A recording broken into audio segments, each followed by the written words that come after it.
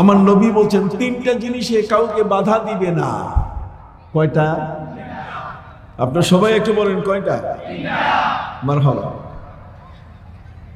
তিনটা জিনিসে তোমরা কাউকে বাধা দিবে না, সেটা হচ্ছে আল মা, আল কালা, আন্নার।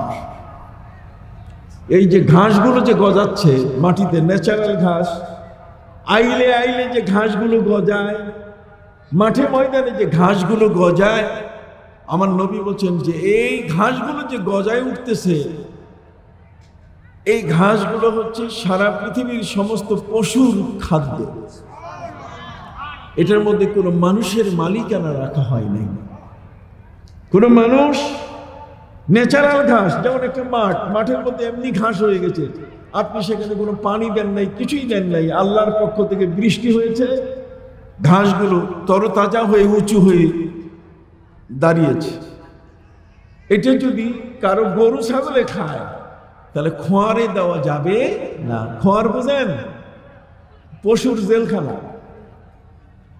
খোয়ারে দেওয়া যাবে না, যেহেতু সে আল্লাহর দেওয়া, আল্লাহর বৃষ্টি থেকে উৎপাদিত এই ঘাস খেয়েছে। এই জন্য আইলের ঘাস, আইলে আইলে যে ঘাস হয়, আইল বুঝেন তো? ডিভাইডার, ডিভাইডার যেটা দুই জমির মাঝখানে যে উঁচা জায়গাটা, আইল সোজা লম্বা, যেটাকে আমরা ইংরেজিতেও আইল বলি। এই আইলে যে ঘাসগুলো হচ্ছে, এগুলো যে কেউ তার নিজের গরু ছাগলের জন্য নিতে পারে। নবীজি বলছেন এই ঘাসে কাউকে বাধা দিবা না। আল্লাহর নবী বলেন পানিতে কোনোদিন বাধা দিবা না। যেমন আমাদের উত্তর থেকে পানি চলে আসে দক্ষিণে, এই যে পাহাড়ের পানিগুলো আসে, নবী করিম সাল্লাল্লাহু আলাইহি ওয়াসাল্লাম নিষেধ করেছেন যে পানির প্রবাহকে কোনোদিন বাধা দিবে না। পানিগুলো যেদিকে যাচ্ছে, এখন ফারাক্কার বাঁধ করে, টিপাই বাঁধ করে পানিকে ভিন্ন দিকে ডাইভার্ট করা হয়েছে, এটা জায়েজ নাই, হারাম।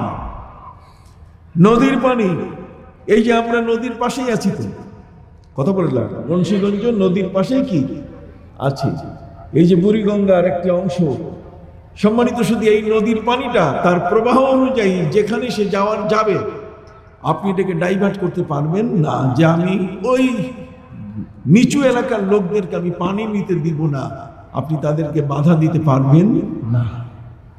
বুঝতে পারছেন? নবী করিম সাল্লাল্লাহু আলাইহি ওয়াসাল্লাম বলেছেন তিনটে জিনিসে কাউকে বাধা দিবে না। তৃতীয় যে জিনিসটা, সেটা হলো আগুন।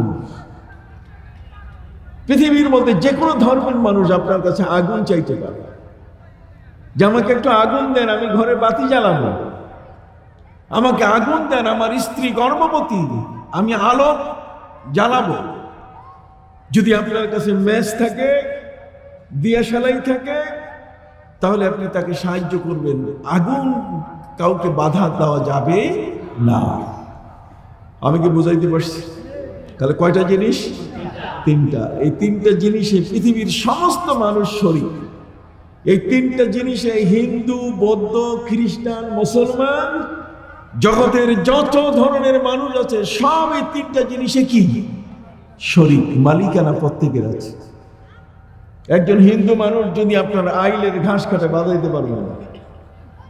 কথা বুঝতে পারছেন? একজন হিন্দু মানুষকে আপনি পানি নিতে বাধা দিতে পারবেন না।